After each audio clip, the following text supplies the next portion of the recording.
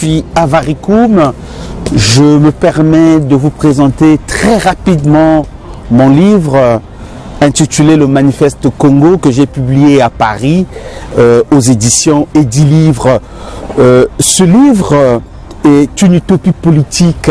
Pour la petite histoire, je voulais simplement vous rappeler que la modalité d'écriture utopie a été inaugurée en 1516 par un grand philosophe controversé de l'Angleterre ancien, Thomas More. Thomas More a écrit ce livre avec un titre assez extraordinaire, l'utopie, ce qui signifie nulle part, un pays de nulle part.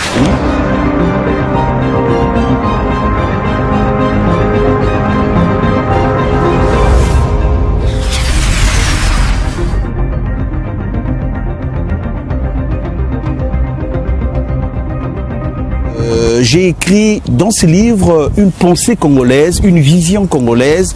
Très humblement donc, je vous invite à découvrir ce livre qui prend en compte ma petite expérience, mes observations, tout ce que j'entends des Congolaises et des Congolais, leurs désirs, leur envie, comment ils pensent être le pays. Et aussi, bien entendu, ma petite expérience dans les pays que je voyage, tout ce que je vois dans ces pays, tout ce que je lis, tout ce que je rêve aussi, j'ai consigné ça dans ce petit livre de quelques 70 pages que vous pouvez lire en 1 heure. C'est un livre utopique qui positionne Avaricum dans la peau d'un politique en train de dessiner un projet congolais. Donc c'est un livre qui pose l'agriculture comme élément essentiel du développement d'un pays, exactement comme l'avait posé Thomas More dans son livre Utopie. Au XVe siècle, Thomas More pense que l'agriculture, le développement de l'agriculture est l'élément essentiel pour développer un pays, parce que simplement l'agriculture vient de la terre. Or la terre, c'est la terre nourricière. La terre, c'est elle qui porte tout, toutes les germes, nos pleurs, nos douleurs, nos plaisirs, le beau et le bien. Tout est enfermé dans la terre. On nous enterre sous terre. Et donc la terre regorge tout ce dont nous avons besoin pour nous développer.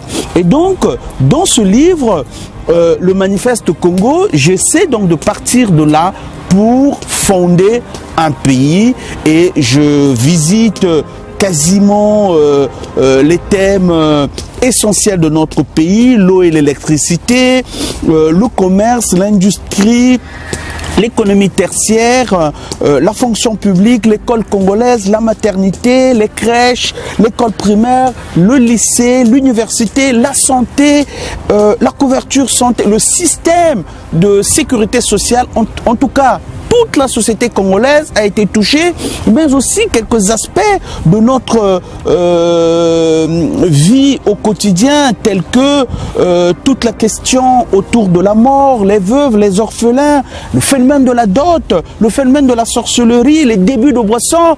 Toutes les questions ont été abordées, la diaspora, le tourisme, le développement du local content, l'emploi des jeunes. L'emploi des jeunes, c'est un chapitre important de ce livre où j'ai essayé de créer du nouveau en termes d'emploi et les stratégies, comment on peut arriver au plein emploi. Je suis en train de vous dire que la crise que traverse notre pays est un moment essentiel pour que nous posons une fois et pour toutes les jalons du développement de notre pays.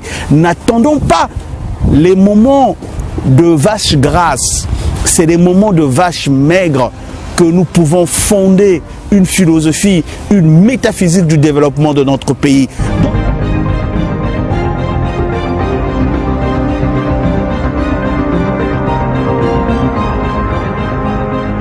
Ce livre a été écrit simplement parce que je souhaite mettre à la disposition des politiques, de ceux qui gouvernent notre pays, d'autres idées.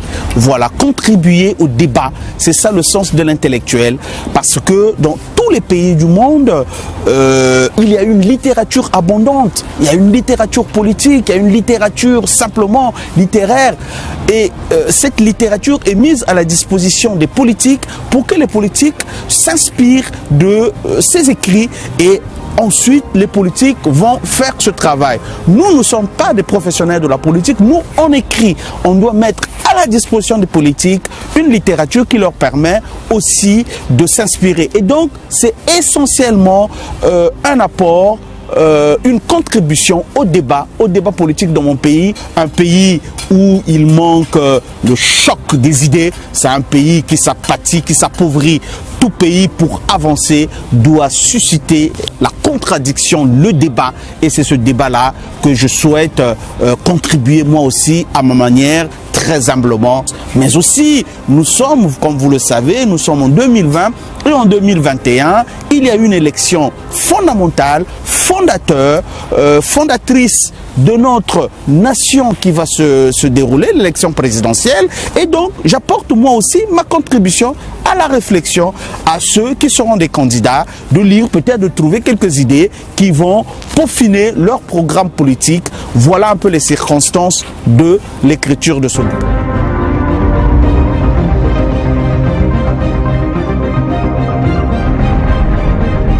Avarikoum, c'est l'écrivain, celui qui a écrit ce bouquin.